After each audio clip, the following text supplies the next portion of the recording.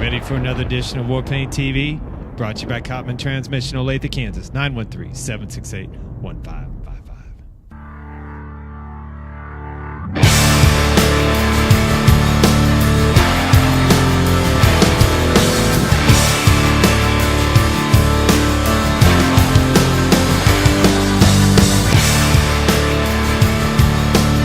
Are you ready for some real football? Welcome back to Warpaint TV. Once again, I'm Shane Williams here with Chiefs Insider Nick Athan. Nick, December 10th, here we go. The Chiefs are 2 days away from their biggest game of the season. You know, granted, they've all been big of late. They got a 2-game lead. San Diego Chargers. Matt Castle is doubtful with his recent appendectomy. What do you look for the Brody Croyle this Sunday in San Diego? Well, he just needs to be Brody Croyle. He can't go out there and be Matt Castle. If he does, you know, he's going to be something that he's not. Hey, Brody's been on this team 5 years.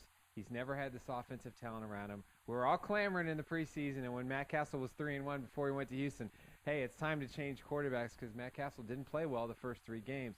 He found his groove that game. He's been hot ever since. But, you know, with the appendectomy on Wednesday, even though I wouldn't rule out 100% that Matt Castle will not play on Sunday, Brody Croyle's going to get his opportunity, and he just has to manage the offense. Very similar to what Matt Castle did. But here's the thing. They have an advantage. He's far more mobile. His arm is much quicker. His release is different, and he's going to be able to throw the long ball. And I think you're going to see that opening play, mark my words, long pass, Vera Tucker down the sidelines, take a shot down the field. They're going to be able to do that. If they put 8 guys in the box, they can bootleg, they can do misdirection plays. They have enough horses offensively in the passing game, but in that running game, they're going to be able to do almost anything they want. Matt Castle of late they've given him the leeway to audible, change plays at the line of scrimmage. You think what Charlie Weiss is going to call is going to keep it simple? I don't think they're going to change anything. I really don't. I think they'll run the same kind of offense. In fact, I think they'll be able to do a few more plays that Matt Castle can't do. Not that he can't do, but with Brody's arm, decisions, quicker timing plays, things like that, that's going to be something that I think they're going to be able to take advantage of. Listen, the San Diego Chargers defense was torched last week by the Oakland Raiders. Jason Campbell is not a better quarterback than Brody Croyle. That's just my opinion. You know, and if you look at the teams that the Chargers have lost to, yeah, Tom Brady, good quarterback.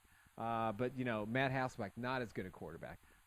Jason Campbell twice beat the San Diego Chargers. Listen, if Brody Croyle is methodical, he's smart, he doesn't turn the ball over, you know, they have a golden opportunity to win this game. Do you feel the defense is ready?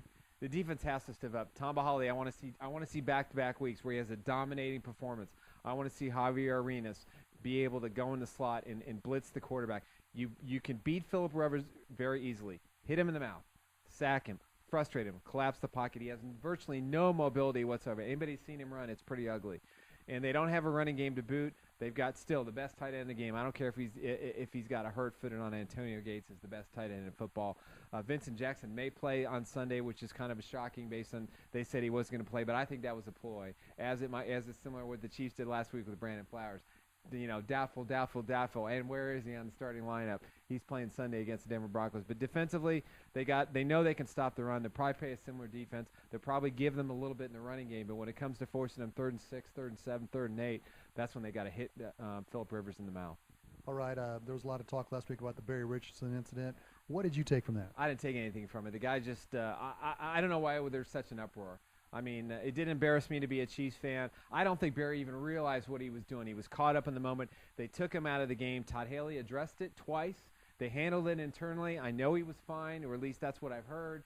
You know, I think he's apologized. He's going to start. Hey, they have to have Barry Richardson in this game. You look at the 2 plays Barry Richardson missed. What happened? Sacked. Terrible sack on 4th down. An even worse play on 3rd down.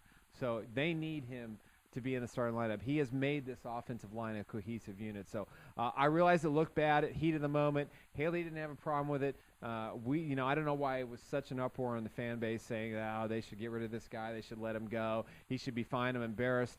This is what you want. What we have right now for this football team is something we haven't seen in a long time. They have passion. They have pride. They want to win. They're learning how to win. That Seattle game was huge. Playing the way they did against Denver was huge.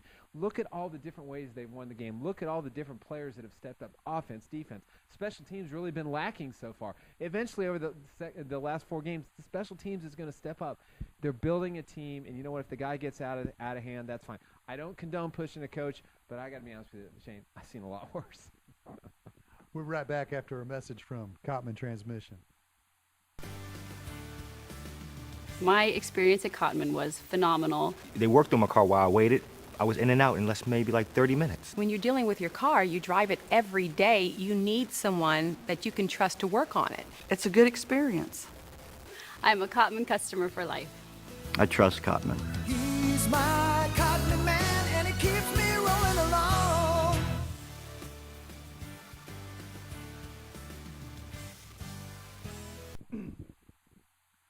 All right, Nick, let's talk about Thursday, January 6th. If everything stays as planned here in Chiefs World, the Chiefs will be hosting a home playoff game. 2 days before that, Kyle Turley's band will be playing at the Beaumont Club. You know, talk about Kyle Turley's music.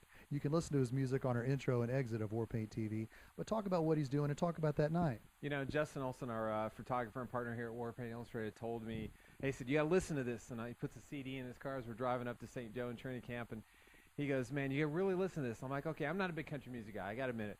And I said, man, that's really cool. That sounds good. He goes, who is that? I said, who is that? And he goes, Kyle Turley. I said, no way. I said, there's absolutely no way this guy is a country music guy. But, you know, he's got his first CD was Anger Management. I listened to it, all the tracks. I thought, wow, I've incorporated it in the podcast. Did an interview with Kyle Turley. We're going to do another one on the Out of Bounds podcast week after next. But, you know, he's just he's such a great guy. I mean, we all remember him. Tough as nails, anti-establishment. Hates the players union, loves the owners, wants the union to be busted up just as much as the owners do. Had some really great things to say, but he's going to be doing a concert on January 6th, and we're going to help out with it. Beaumont Club, 4050 Pennsylvania, Ticketmaster.com. Tickets are only $10, and we're going to turn this into a Chiefs fest. So we want all of our Chiefs fans to show up. And get $10 of the day, $12 a day of the event, so $10 before to try and get them. But you know, it's going to be a great time. We're going to have an opening act, have a comedian, maybe we could get a local country music band. But I can't wait because Kyle's one of the most interesting individuals, football players I've ever been on. You know me, I'm old school. Bobby Bell, next door neighbor. I mean, I hung out with these guys. He's old school, and we're going to have a lot of fun. Make sure and check out Kyle Turley at the Beaumont Club again, January 6th. For Chiefs Insider Nick Athan, once again, I'm Shane Williams with Warpaint TV. For the entire staff at warpaintillustrated.com, happy holidays. Happy holidays. Don't miss another edition of Warpaint Illustrated, the magazine. To get your subscription today, call 888-979-0979. That's 888-979-0979, or check out warpaintillustrated.com.